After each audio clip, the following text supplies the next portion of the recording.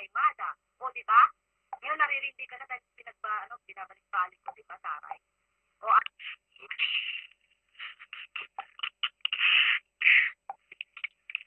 Lasa na ni Taray.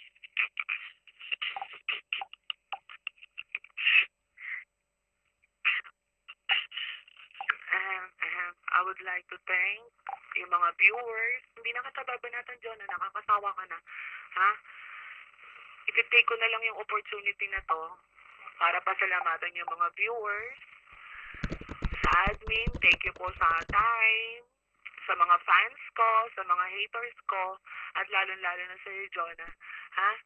Sa susunod, mag-tongue twister ka muna bago ka sumabak sa konti. Lalo na pagkagantong hindi agawan ng mic. Ha? Advice lang yun. Sundin mo. Mapapainam yung buhay mo. Ha?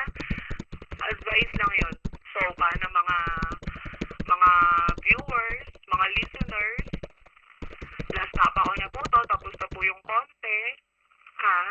Ikaw, Judah Bibbs, ang pangit mo pa rin pala pag ginagaya mo yung salita ko, Judah Bibbs. Still comedy pa din yung dating. Ay, naku, Jonah. Mga palalagyan mo naman ng konting lambing yung taray, hindi yung taray, ha? Hindi taray. Taray, may lambing sa huli. Yung mga ganon. Patapak lang, magkakaroon lang po ako ng announcement. Admin, putang ina mo, bumaba ka. Sinabi ko bang tumapak ang putang ina mong admin ka? Ha? Magkakaroon lang po ako ng announcement kasi si Selena, inaaya daw po ako ng ganito, flip top. Selena nasabik sa bawi sa akin.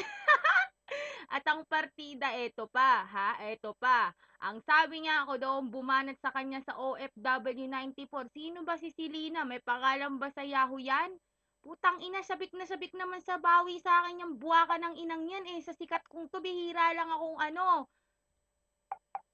Bihira lang ako magpapatul. Putang ina, pag pinatulan ko siya, sasakay pa siya sa pagiging sikat ko. Ano ako ginagawa niya akong stepping stone? Motherfucker. Ang bait-bait ko, my God. Putang ina mo, admin, mamaya ka na tumapak. Putang ina mo eh.